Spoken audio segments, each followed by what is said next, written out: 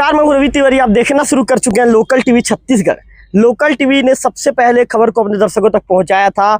हमने बताया था कि जो एक हॉस्पिटल है देवोग का, उस हॉस्पिटल के खिलाफ जो आदिवासी समाज है लामबंद हो गया था। हॉस्पिटल की जो है लापरवाही को लेकर, कई तरह की जो अनियमितताएं को लेकर सीधा शिकायत किया गया था और 100 को सड़क पर जो है रखकर प्रदर्शन किया गया था और साफ तौर पर कह दिया गया था कि जब तक इसके ऊपर उचित कार्रवाई नहीं की जाएगी तब तक हम यहाँ से नहीं हटेंगे। इस खबर को पहुंचाने के बाद लोकल टीवी की टीम अब पहुंची है जहाँ पर मरचूरी में यहाँ पीएम की प्रक्रिया संपन्न की जाती है। वहाँ पर हम पहुंचे हैं। बताया जा रहा है कि विशेषज्ञ जो है डॉक्टर, मैं एक बार मेरे लोकल टीवी के दर्शकों को बताना चाहूँगा कि जब डॉक्टरों की टीम पहुंचेगी तो उनकी मौजूदगी में यहाँ पर जो पीएम की प्रक्रिया है संपन्न करवाई जाएगी। लोकल टीवी की स्क्रीन पर आप जो समाज के सभी लोगों को देख रहे हैं, इसके साथ साथ जो आसपास के जो उमेश डोंगरे जी को देख रहे हैं, जो कांग्रेस के नेता हैं, वो भी यहाँ पर पहुंचे हुए हैं। मैं आपको बताना चाहूँगा कि कार्यालय मुख्य चिकित्सा एवं स्वास्थ्य अधिकारी जिला गरियाबंद छत्तीसगढ़ की तरफ से एक आदेश जारी हुआ है। उस आदेश में जिक्र किया गया है कि निजी अस्पताल देव माता हॉस्पिटल में प्रसव महिला की मौत को लेकर परिजनों ने किया चक्का जाम की सूचना ई मीडिया में प्रसारित होने की जानकारी जो है दिनांक 26/5/2026 को प्राप्त हुई है। निजी देव माता हॉस्पिटल देवोग में प्रसव के दौरान महिला की मृत्यु हो जाने के संबंध में उक्त मृत महिला का सिविल अस्पताल स्वास्थ्य केंद्र देवोग में पोस्टमार्टम कराने संबंध में 100 परीक्षण किए जाने हेतु टीम का गठन किया गया है। मैं आपको ये बता दूं कि टीम में डॉक्टर चंचल बंजारे, स्त्री रोग विशेषज्ञ जिला चिकित्सालय गरियाबंद है। दूसरे नंबर पर डॉक्टर राकेश भारती, मेडिसिन विशेषज्ञ जिला चिकित्सालय गरियाबंद है। डॉक्टर योगेंद्र पात्रे, एनेस्थीसिया विशेषज्ञ जिला अस्पताल चिकित्सालय गरियाबंद है। डॉक्टर अभिनव है, मेडिकल ऑफिसर सीएचसी देवोग, और डॉक्टर मुस्कान तिवारी भी इस टीम में शामिल है। ये भी मेडिकल ऑफिसर है सीएचसी देवोग की। तो कुछ देर बाद चिकित्सकों टीम यहाँ पर पहुंचेगी। इसके बाद पीएम की प्रक्रिया शुरू की जाएगी। दयाराम माझी जी से बातचीत करना चाहूंगा। माझी जी, लगभग घंटे भर का चक्का जाम था। उस दौरान आपने साफ तौर पर कह दिया था कि जब तक कड़ी कार्रवाई नहीं की जाएगी तब तक हम यहाँ से नहीं हटेंगे। माझी जी, किस तरह का आश्वासन मिला और प्रशासन ने क्या कहा है कि किस तरह की कार्रवाई और कितने दिनों में किस तरह की कार्रवाई की जाएगी? रवि तिवारी भाई, आप सभी पत्रकार साथी को बहुत बहुत धन्यवाद, क्योंकि हमारी आवाज़ को आप लोगों ने जिला प्रशासन तक पहुंचाया और कलेक्टर साहब से हमारी फ़ोन के माध्यम से बात हुई और कलेक्टर साहब हम लोगों को एकदम आश्वस्त किए कि मैं बिल्कुल देवश्री माता हॉस्पिटल को मैं सील करवाऊँगा। उसके बाद हमारा दूसरा मांग था कि जो संबंधित जो डॉक्टर है उनके ऊपर एफआईआर किया जाए, और तीसरा हमारा था कि निष्पक्ष रूप से जांच की जाए, और चौथा हमारा था कि जो छोटा जो बच्चा है उनको मुआवजा दिलाया जाए। तो उसमें तुरंत कलेक्टर महोदय के द्वारा एक 5 सदस्यीय टीम गठित कर पीएम के लिए यहाँ देवोग भेजा गया है। हम कलेक्टर महोदय को भी धन्यवाद देना चाहेंगे। महोदय जी, चूंकि आपने बता दिया है, चूंकि कुछ मुआवजा जैसी कुछ मांगे आप लोग कर रहे थे, तो उसके संबंध में कुछ बातचीत हो पाई है क्या? नहीं, उसके संबंध में अभी तो कुछ भी नहीं हुआ है। कलेक्टर सर आश्वस्त किए हैं कि जब तक पीएम रिपोर्ट नहीं आएगा तब तक मैं आगे कार्यवाही के लिए मैं बिल्कुल मेडिकल जो टीम है हमारे स्वास्थ्य विभाग, उसको मैं मेरे संज्ञान में है, मैं उनसे बात करके मैं बिल्कुल करवाने का प्रयास करूंगा, ऐसा उन्होंने कहा है। महोदय जी, चूंकि आप लोगों ने साफ तौर पर कह दिया था उस समय कि समाज के सभी बंधु बैठेंगे, आश्वासन के बाद आप लोग हटे हैं, पीएम की प्रक्रिया भी संपन्न होगी कुछ देर बाद। यदि कितने दिनों के अंदर प्रशासन यदि उचित कदम नहीं उठाता है तो फिर से आप लोग नाराज हो जाएंगे? इसके बाद फिर जो आगे की जो प्रक्रिया है, जो रणनीति है, आप लोग अपनाने को मजबूर हो जाएंगे?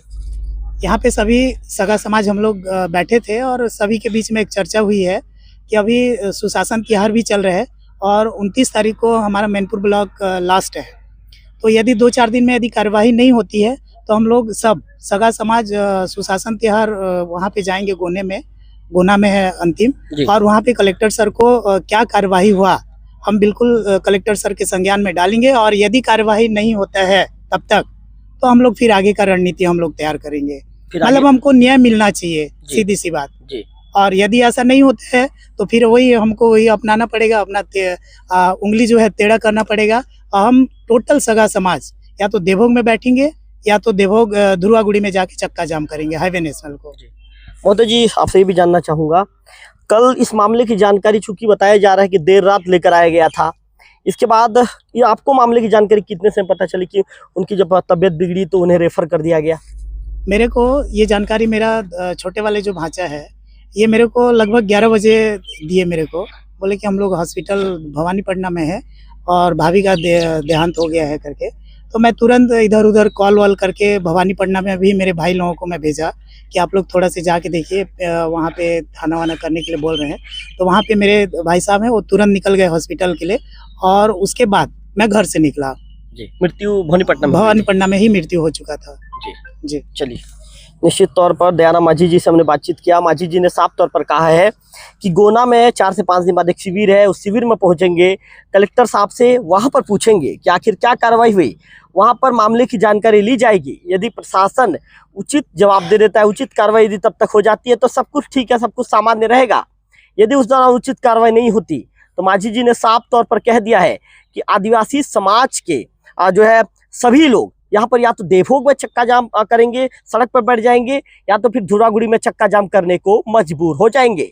दयाराम माझी जी ने तल्ख टिप्पणी करते हुए कहा है कि किसी भी शर्त में हमें न्याय चाहिए, हम न्याय की तलाश में हैं और न्याय की तलाश यदि ढूंढते हुए हम तक यदि न्याय पहुंच जाता है, यदि प्रशासन हमें ढूंढते हुए हमें न्याय दिला देता है तो सब कुछ ठीक है, और यदि हमें न्याय को ढूंढना पड़ा तो इसके बाद फिर सड़क की लड़ाई लड़ने को हम मजबूर हो जाएंगे। बातचीत करने के लिए हमारे साथ धन सिंह मरकाम जी मौजूद हैं, उनसे बातचीत करूंगा। मरकाम जी, चूंकि आप आदिवासी समाज के 73 नेता है महोदय, आपने वहां पर भी कह दिया था कि अस्पताल पर उचित कार्रवाई होनी चाहिए। दयाराम माझी जी का कहना है कि न्याय नहीं मिला तो सड़क की लड़ाई लड़ने को मजबूर हो जाएंगे, क्या कहना चाहेंगे महोदय? हमारा तो वही एक ही है कि सगा जमान ठान लिए हैं, जब तक के हमको न्याय अगर नहीं मिलेगा तो उग्र आंदोलन भी करेंगे। आज तो कम संख्या में है, बहुत हजारों की सैकड़ा संख्या में आंदोलन करेंगे, चक्का जाम करेंगे मगर हवा भी रुक जाएगा हमारे आदिवासी के नाम से। बिल्कुल, हवा भी रोक देंगे। हवा भी रोक देंगे, क्योंकि मैं यही जानता हूँ वास्तविक में डॉक्टर बनर्जी अपने बचाव के लिए भवानीपटना जूनागढ़ के नाम से रिफर किया था, जूनागढ़ में नौ घुसा के भवानीपटना ले गया, क्योंकि मेरे को तो अनुभव लग रहा है कि उनके क्लिनिक में भी खत्म हो गया था। महोदय, डॉक्टर का तो ये दावा है कि मैंने जूनागढ़ होकर रेफर नहीं किया था, मैंने कह दिया था कि आप ले जाओ करके। नहीं, ले जाओ बोल के नहीं कहा गया था। डॉक्टर का ऐसा कहना है भाई? डॉक्टर का कहना है वो स्वयं का एम्बुलेंस देके, स्वयं का ड्राइवर देके उनको जूनागढ़ के लिए रेफर किया गया था, और जूनागढ़ का कापी भी है हमारे जो लेके गए थे, और जूनागढ़ रेफर किया गया तो जूनागढ़ में घुसाना चाहिए था। चलिए, धन्यवाद महोदय आपका बातचीत करने के लिए। तो निश्चित तौर पर एक बार कोशिश करते हैं कि बीएमओ डॉक्टर प्रकाश साहू से बातचीत करना चाहूँगा। बीएमओ डॉक्टर प्रकाश साहू शायद कहीं जा रहे हैं, तो एक बार कोशिश उनसे भी करते हैं कि उनसे सीधा बातचीत हो जाए। एक बार उनसे बातचीत करें। Sir 2 minute. अच्छा सर, इस मामले को लेकर क्या किस तरह की सब चीज बताऊंगा मैं चीजों को। बिल्कुल, जांच के बाद सब चीजें, बिल्कुल जांच के बाद पूरी चीजें कहने की बात उनके द्वारा कही गई है। चूंकि पीएमबीए भी संपन्न करवाना है तो उनका कहना है कि लेने के लिए जा रहे हैं, जांच के बाद पूरी चीजें क्लियर होगी, इस तरह की बातें उनके द्वारा कही जा रही है। हालांकि लोकल टीवी छत्तीसगढ़ लगातार इस मुद्दे पर बना रहेगा और हम आम जन से बातचीत करने की भी कोशिश करेंगे, लगातार हम बातचीत करते रहेंगे। उमेश जी, किस रूप में देखते हैं, चूंकि आज एक परिवार टूट गया, एक परिवार उजड़ गया, किस रूप में देखते हैं? ये तो बहुत झकझोर कर देने वाली घटना है और ये बहुत ही ज़्यादा निंदनीय है, और मैं तो चाहता हूँ कि उस हॉस्पिटल पर जांच कमेटी बिठाई जाना चाहिए।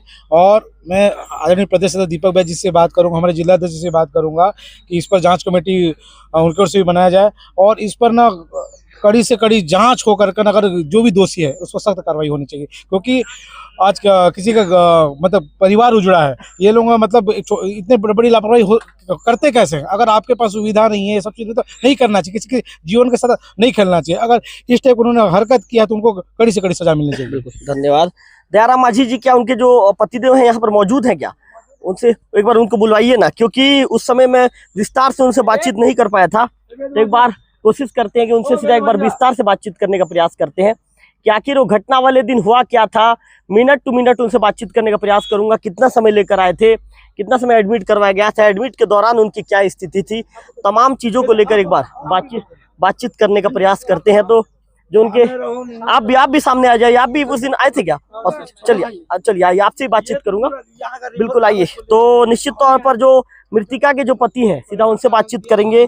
उनके ऊपर तो एक दुखों का पहाड़ टूट पड़ा है, और जिस तरह की घटना घटित हुई है पूरा समाज आक्रोशित है, उमेश जी आक्रोशित है, जो है देवभोग के लोग भी आक्रोशित हैं। तो उनसे सीधा बातचीत करूंगा। आइए, बिल्कुल निश्चित तौर पर आइए दोनों भाई आ जाइए। आप लोग गलत मत समझना भाई, मैं आप लोगों के दुख को कुरेदने का काम नहीं कर रहा हूँ। मैं भी एक सामाजिक जिम्मेदारी मैं भी निभा रहा हूँ ताकि आप लोग को न्याय मिल सके। तो आप बातचीत करना चाहिए, आप बातचीत करेंगे जी। कितना समय था जब आपकी भाभी को लेकर आप लोग देवभोग पहुंचे थे? ये बात रात्रि 2 बजे की है, जब हम यहीं लेकर आए थे देवो। जी। उस समय स्थिति कैसी थी आपकी भाभी की? उस समय चल फिर रहे थे, अच्छे थे, उनका स्थिति बहुत अच्छा था। और फिर उनको नॉर्मल डिलीवरी के लिए नीचे ले जाया गया, तो लगभग उनको 2 बजे ले जाया गया, तो लगभग 5 बजे तक उनको नीचे ही रखा गया, तो नॉर्मल डिलीवरी नहीं हो पाया। फिर वो सीधे ओटी में लेके चल दिए। अब ओटी में ले जाने के बाद 5 बजे से लेकर लगभग 7 बजे तक ऑपरेशन थिएटर में ही ऑपरेशन का काम चला। इस बीच जो भी सीजरिंग का काम हुआ और जो लड़का हुआ है ना, जो लड़का स्वस्थ था, लेकिन जो भाभी थी हमारी, उनको बेहोश हो चुके थे उस समय तक, और उनको होश नहीं था। और उसी हालात में, और डॉक्टर के द्वारा ये बताया गया कि जो गर्भाशय है वो फट गया है, बहुत ज़्यादा ब्लीडिंग हो रहा है, तो आपके लिए वहाँ जूनागढ़ में बात कर दिया गया है, तो अब हमको वहाँ रेफर करेंगे जूनागढ़। वहाँ पे जो भी ब्लड है चढ़ाएंगे, फिर उसके बाद स्थिति नॉर्मल होगी तो वापस हॉस्पिटल लेकर आ जाएंगे। और उस स्थिति को देखते हुए हम लोग भी चलो ठीक है। डॉक्टर ने लोकल टीवी से बातचीत किया है, बातचीत के दौरान उनका दावा है कि मैंने जूनागढ़ के लिए रेफर नहीं किया था, वैसे बता रहे हैं? बताया गया है, झूठ बोल रहे हैं डॉक्टर। आपने लोकल टीवी देखा भी होगा। उनके जो स्टाफ हैं वो भी बोल रहे थे कि जूनागढ़ लेके जाएंगे, वहाँ से ब्लड का अरेंज हो गया है, वहाँ से ही ब्लड चढ़ा के फिर वापस आ जाएंगे। लेकिन अब जब स्थिति थोड़ी सी बिगड़ने लगी तो चलो लेके ही जाते हैं करके जब लेने को तैयार हुए, तो हमको जूनागढ़ न ले जाकर सीधा भवानीपाटना ले जाया गया। सीधा भवानीपाटना। और इस बीच रास्ते में तो आप लोगों ने उस दौरान कहा भी क्या कि भाई भाभी की स्थिति ज्यादा खराब है, ज्यादा बिगड़ रही है, तो तत्काल ट्रीटमेंट करवाया जाना चाहिए उनका? वो तो यहाँ से स्थिति बहुत बिगड़ चुकी थी। मैं तो जहाँ तक देख रहा था कि जो सांस है उतना नहीं चल पा रहा, जैसे एक नॉर्मली जो इंसान जो ब्रीथ करता है वो नहीं दिख रहा था वैसा। और उसके बाद सीधा जूनागढ़ न ले जाकर सीधा भवानीपाटना ले जाएगा। मुझे तो लगता है रास्ते में ही उनकी मृत्यु हो चुकी थी। मतलब कहीं ना कहीं अस्पताल प्रबंधन की इसमें बड़ी लापरवाही, बहुत बड़ी लापरवाही है अस्पताल प्रबंधन की। इसमें कोई शक वाली बात नहीं है। ऐसे बहुत से मामले भी उजागर हो चुके हैं, पहले भी केस आ चुके हैं, तो ये सब चीज देखने को लगा। और यकीन मानिए जब हमको रेफर किया गया तो हमको रेफर का जो पर्ची है वो भी नहीं दिया गया, जो उनके स्टाफ थे। आपको रेफर का पर्ची भी नहीं दिया गया? आप लोगों ने नहीं मांगा क्या रेफर का पर्ची? वही लोग पकड़े थे, वही लोग लेके गए। वो लोग एम्बुलेंस में थे, चाची एक जने बैठी हुई थे, हम लोग पीछे अपने गाड़ी में गए हुए थे। और यहाँ तक कि जो फीस वगैरह है, जो एडमिट का 2500 और लगभग सीबीसी का जो 325 या कुछ था, वो हमने पे किया फोन पे के जरिए। उसके बाद अभी तक बिल के बारे में उनके द्वारा कोई चर्चा नहीं की गई है। कोई चर्चा नहीं। तो आप लोग चूंकि जब आप बता रहे थे कि 2 बजे के आसपास आप लोग घर से निकले थे, 3 बजे के आसपास यहाँ पहुंचे? नहीं, वहाँ से ना 1:30 बजे के आसपास निकले, तो 2 बजे अस्पताल। फिर उसका 2 बजे से भाभी के ट्रीटमेंट की प्रक्रिया, आपकी भाभी के ट्रीटमेंट की प्रक्रिया शुरू हुआ। तो उस दौरान आपने नहीं पूछा क्या कि भाई यदि आपको कंडीशन क्रिटिकल लग रहा है तो क्यों ना आप रेफर कर दें? तो वो बताया कि हो जाएगा नॉर्मल करके, पूरी चीजें सामान्य हाँ, सामान्य थे, क्योंकि भाभी भी उस समय बहुत अच्छी थी, स्वस्थ थी।